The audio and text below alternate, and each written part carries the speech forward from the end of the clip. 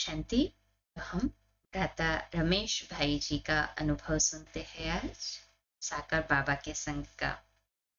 मुंबई के ब्रह्मा कुमार भ्राता रमेश जी अपने अनुभव इस प्रकार हमें सुनाते हैं कि पिताश्री जी से मेरी पहली मुलाकात आज से करीब 50 साल पहले हुई थी। तब पिताश्री मुंबई में आए थे। आज भी वह दृश्य मुझे याद आता है। उस समय तो मैं इस ईश्वरीय ज्ञान से परिचित नहीं था और मुझे ये भी नहीं पता था कि ये आत्मा और शरीर दोनों भाग्यशाली है और पिताश्री का शरीर परमपिता परमात्मा के अवतरण के लिए इस कलयुगी सृष्टि में साकार रथ है, ये भी पता नहीं था।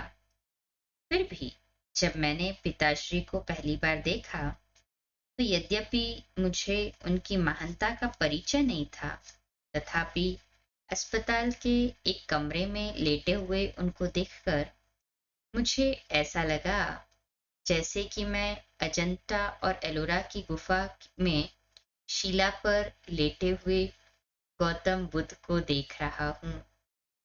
एक धर्म संस्थापक का ऐसा प्रतिभाशाली व्यक्तित्व तो होता ही है कि उससे मिलने वाले सामान्य नर पर तो उसका प्रभाव पड़ता ही है। उतना सम्माननीय व्यक्तित्व पिताश्री का था। उनका स्थान वास्तव में एक धर्म संस्थापक से भी बड़ा है।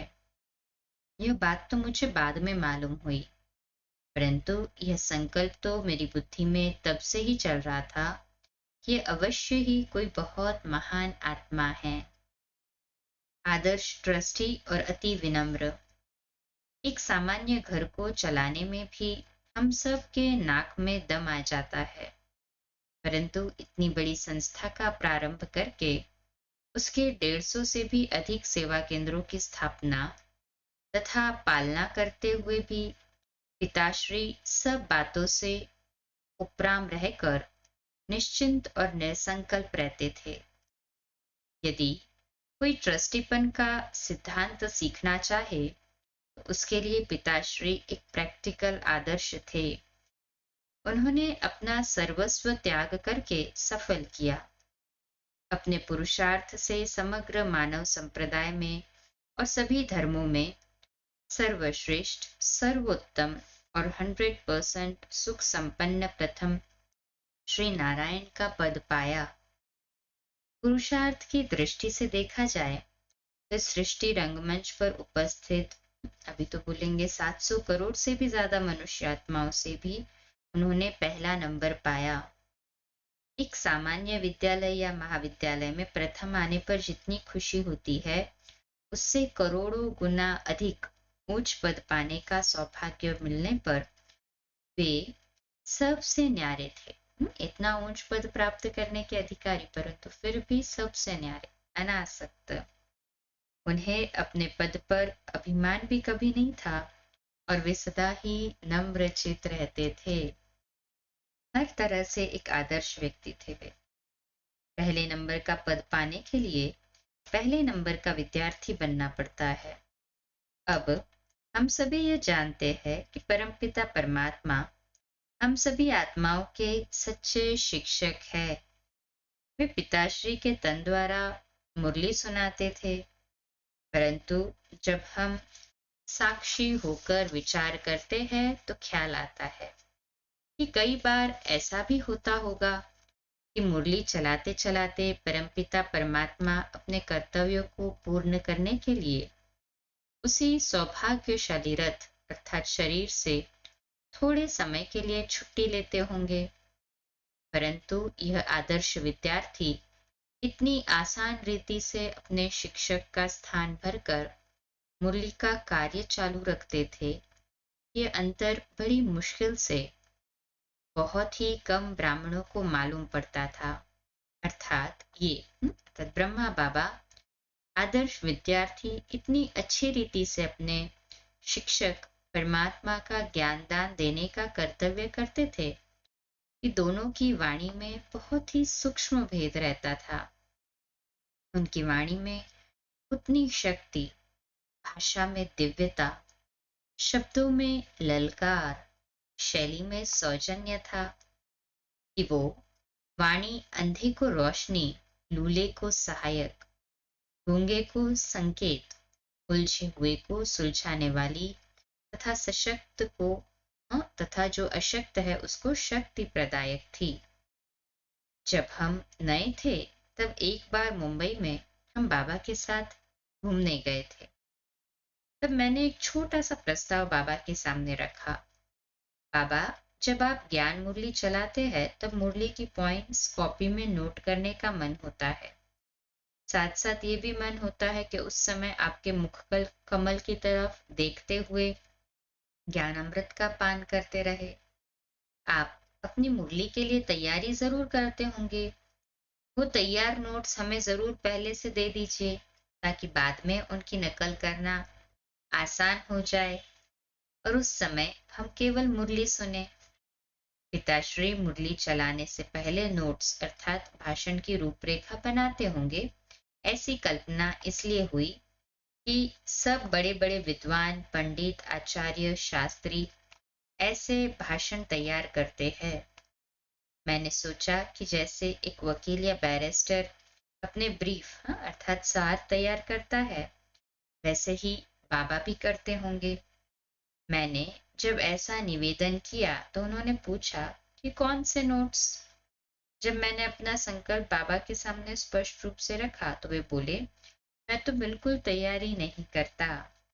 पिताश्री न कोई किताब पढ़कर सुनाते, न किसी किताब का ब्यौरा अथवा हवाला देते। बाबा थोड़े ही समय अखबार पढ़ते थे, परंतु मुरली के लिए किसी भी प्रकार की पहले से तैयारी नहीं करते थे। बिल्कुल जो कहना होता था वह तत्काल ही कहते थे। उनकी स्वतः स्फूर्ति वाणी उनकी बुद्धि के चमत्कार और विचारों की गहराई का प्रतीक है। व्यर्थ संकल्प जो आते हैं उससे बचने की शिक्षा बाबा देते थे। एक बार हम मुंबई से पुणे पिताश्री के साथ कार में गए।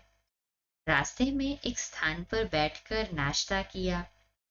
वापस लौटते समय मैंने उसी स्थान को याद किया। तब पिताश्री ने कहा, बच्चे ऐसी बातों को क्यों याद करते हो? बीत गया सो बीत गया, बीती को बिंदी लगाओ। याद उसको करो जिसमें कमाई हो। बात एक लाइन में बाबा ने ज्ञान की गुह्यता को, ज्ञान के सार को स्पष्ट कर दिया। बाकी सब यादें फालतू चिंतन है और उनमें समय तथा शक्ति की बर्बादी तो है ही। अपने जीवन के श्वासों का इतना भारी ध्यान रखने का कर्तव्य उन्होंने स्वयं किया और हम बच्चों को सिखाया। इसीलिए तो वे सबसे पहले कर्मातीत बन सके। तो हम भी उसी पथ पर चल रहे हैं ना। पथ प्रदर्शक है ना बाप दादा हमारे लिए। ब्रह्मा बाबा की जो प्रैक्टिकल की जीवन रूपी धारणाएं हैं वही हमें शक्ति देती है, वही हमें मार्ग भी दिखाती है कैसे हमें भी वैसे ही बनना है, अपने जीवन को ऐसे ही सशक्त करते रहे। रमेश भाई उस समय के समय में सीए होना और इस ज्ञान मार्ग पर पूरा पूरा धारणा युक्त चलना सह परिवार ये कोई कम बात नहीं है। जरूर कुछ पाया इसलिए तो त्याग किया ना। हमारे सामने सबसे श्रेष्ठ एग्जाम्पल ब्रह्मा बाबा और रमेश भाई इस माध्यम द्वारा बने हैं। चाहे कुछ भी हो जाए, कोई भी परीक्षा आए, बाबा का हाथ कभी न छूटे। अच्छा, आप सभी को पुनश्च नवयुग की, नववर्ष की और भाई दूज की ढेरों बधाइयां हैं। मुबारक है, मुबारक है। हैप्पी न्यू ईयर, हैप्पी भाई दूज। 2 मिनट के लिए शक्तिशाली योग के प्रकंपन फैलाएंगे साइलेंस में बाबा के घर के लिए।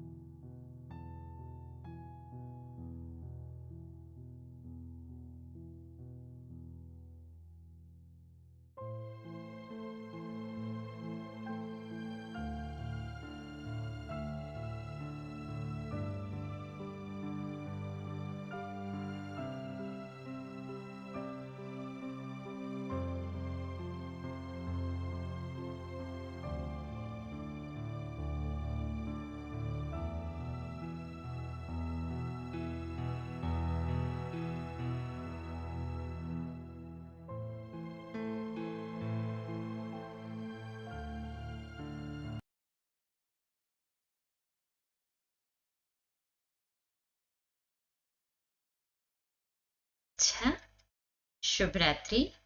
कल सुबह लाइव अमृत वेला मेडिटेशन 3:30 से 4:30 और 4:30 से 5 मुरली रोज की तरह, और रात्रि क्लास 8:45 बजे। ओम शांति।